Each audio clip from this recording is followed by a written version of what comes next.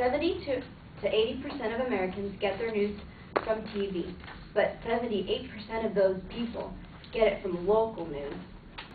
States Kristen Purcell in her study, Understanding the Participatory News Consumer. I used to be a part of that 78%. Sitting and staring at the boob tube was a normal part of my morning ritual. But recently, I switched, thinking I would escape the time-wasting celebrity stories that littered the morning news. According to a poll conducted by the Program on International Policy Attitudes, those who primarily watch Fox News are significantly more likely to have misperceptions, while those who primarily listen to NPR or watch PBS are significantly less likely. Public ignorance is a plague that is slowly consuming this nation. Now, when I say public ignorance, I mean we do not know the simple things about our government and the economy. Today, I will help you break free from that 78% and hopefully help contribute to moving the U.S. towards being a more politically and economically informed nation. First, I will give you some statistics on the effect of local media on the public. Second, I will give you the advantages of being an informed American, and third, I will give you the other options that are out there that are up for grabs. Well, in my political science class, I was shocked to see that out of 70 students, only one could name the Secretary of State of California. That is a measly 1.4% of the class. On February 2007, a survey was conducted under the Princeton Survey Research Associates International. They asked 23 questions involving things like how many U.S. soldiers have died in Iraq since the war began, and things like who was our current vice president. It was graded on it was scaled a high, a moderate, low knowledge. Nationwide, only 35% of the population ranked in the high knowledge. That's the same for local news and Fox News. While The Daily Show and Colbert Report, the population ranked at a 54% in the high ranking category, along with major newspaper websites. This statistic brings me back to my earlier point. But it is not just Fox News, it is other news stations like CBS, NBC, ABC that are causing the problem. The media are attracted to bad news such as robberies and rape. This strategy is called negativism. Bad news attracts larger audiences than good news, as defined by the Politics in America book by Thomas R. Dye. It is good to know what is going down in your neighborhood, but the media usually leave out good things. The good things like the violent crime rate is down 50% since 1990, also in the Politics in America book. This is only one of the many strategies the media use to appeal to the audience us. Being an informed American has many advantages. One of these is knowing what exactly is going on that may affect you. Because much of the American public is not politically informed, organizations have the power to sneak things right underneath our noses. This leads to the passing of laws that we may not know about and could possibly affect us, and not in a good way.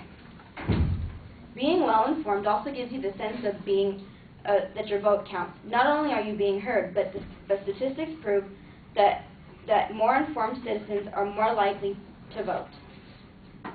Now, here are some options that you have that are out there instead of watching the local news. Listen to NPR, National Public Radio, watch PBS, watch The Daily Show or the Colbert Report, and read the New York Times. Some steps that I have taken: I have downloaded an NPR app onto my iPhone, and I have tried to watch more informative news, and you gotta love Jon Stewart. It's pretty cool. There is an ever-thinning line between informative news and entertaining news. I can't make you stop watching Fox News, nor can I monitor what you read on the internet. But I can guarantee you that celebrity news and fashion tips will not save your butt on Jeopardy. Thank you.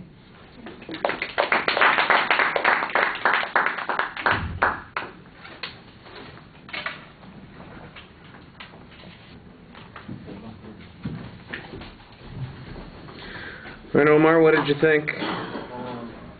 That was a really good subject. Something I actually am really interested in. And but you seem to stutter a lot in certain words. Just like not a problem with me because I do it too, but you should probably work on those more. Even though like I'm a huge fan of all the outlets you were saying, like such as Colbert Report, Jon Stewart, all that at NPR, it seemed a little biased towards the end. And that last line about saving your butt on Jeopardy kind of it's very different from what you were trying to say earlier about being informed American and answering questions on Jeopardy, which is mostly trivial stuff. Kind of doesn't really add up together.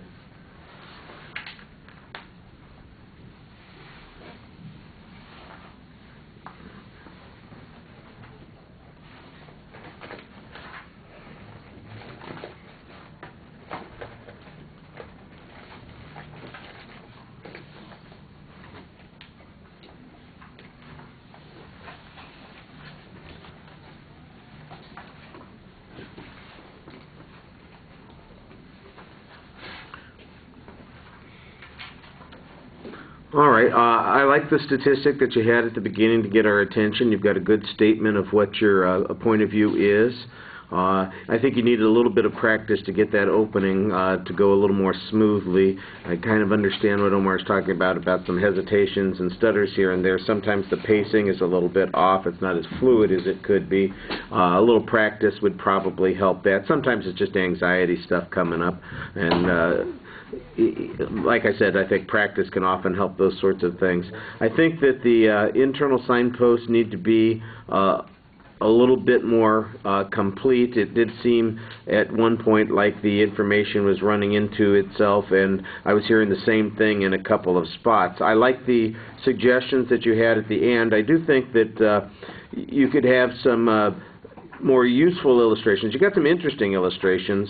For instance, the information about the political science class or people's lack of knowledge, but you need to show, for instance, what some of the consequences of that are, how that affects our inability to or our ability to make decisions, for instance, when we are voting, or how we perceive a particular issue. The solutions that you have are okay. I understand also what Omar's saying about maybe suggesting that it's a little bit biased in terms of point of view. I think that there might be some other ways that you get people more involved in understanding what's going on in the world around them, but the suggestions that you had were fine. Presentation was, like I said, it wasn't as fluid as it could be. I thought it did get better during the speech.